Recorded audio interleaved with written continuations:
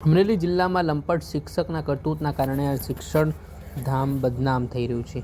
જે રીતે અમરેલીના કુકા રોડ ખાતે આવેલી ભરતનગર પ્રાથમિક શાળાના શિક્ષક તરીકે ફરજ બજાવતા મહેન્દ્ર પટેલે કૃત્યને અંજામ આપ્યું, તેના કારણે ચારેકોર ફિટકારની લાગણી વરસી છે। અમરેલી જિલ્લામાં આને લઈને ખળબળાહટ પણ મચી ગઈ છે। જેમાં કુકા રોડ ભરતનગર પ્રાથમિક શાળામાં શિક્ષક તરીકે મહેન્દ્ર પટેલ ફરજ બજાવતો હતો। તે અવારનવાર વિદ્યાર્થીઓને પોતાની કેબિનમાં બોલાવી તેમના વિરુદ્ધ સૃષ્ટિ વિરુદ્ધનો કૃત્ય આચરતો હોવાની વિગતો સામે આવી છે। આ મામલાને અવારનવાર 2-3 વખત આ મહેન્દ્ર પટેલ નામના શિક્ષકે આ ઘટનાને અંજામ આપ્યો।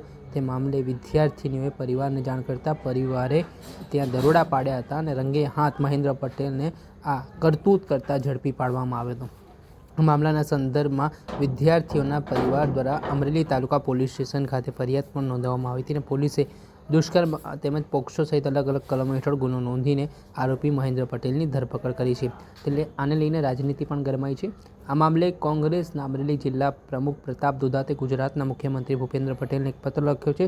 જે પત્રમાં આરોપીનો ગધેડા ઉપર વરઘોડો કાઢવામાં આવે તે પ્રકારની માંગ કરી છે। તેમણે પત્રમાં કહ્યું છે કે ગુજરાતમાં એક તરફ નારી સશક્તિકરણની વાતો થાય છે, બેટી પઢાઓ બેટી બચાવોની વાતો થઈ રહી છે, બીજી તરફ શિક્ષણ જગતમાં શિક્ષક જ આ ઘટનાને લાંછન લગાડે તેવી ઘટના અમરેલી પ્રાથમિક શાળામાંથી સામે આવી છે।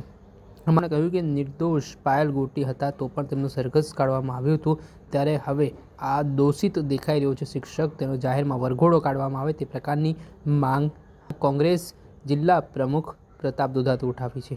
તેમણે આ ઘટનાને લઈને હવે મુખ્યમંત્રીને પત્ર તો લખ્યો છે, ત્યારે આગામી સમયમાં જોવાનું રહ્યું કે આ પત્રને લઈને સરકાર દ્વારા આ ઘટનાની ગંભીરતા લઈને કયા પ્રકારની કાર્યવાહી હાથ ધરવામાં આવે છે। જે સમગ્ર ઘટના સામે આવી છે, જેમાં હાલ આરોપી શિક્ષક જેણે આખા શિક્ષણ જગતને શર્મસાર કર્યું છે તેની સામે કયા પ્રકારના પગલાં લેવાય છે। હાલ તો તેની ધરપકડ કરીને તેને જેલના સળિયા પાછળ ધકેલી દેવાયા છે। દર્શક મિત્રો, એન કવરેજ ન્યૂઝના સબસ્ક્રાઇબ કરી લો અને શેર કરવાનું ભૂલતા નહીં।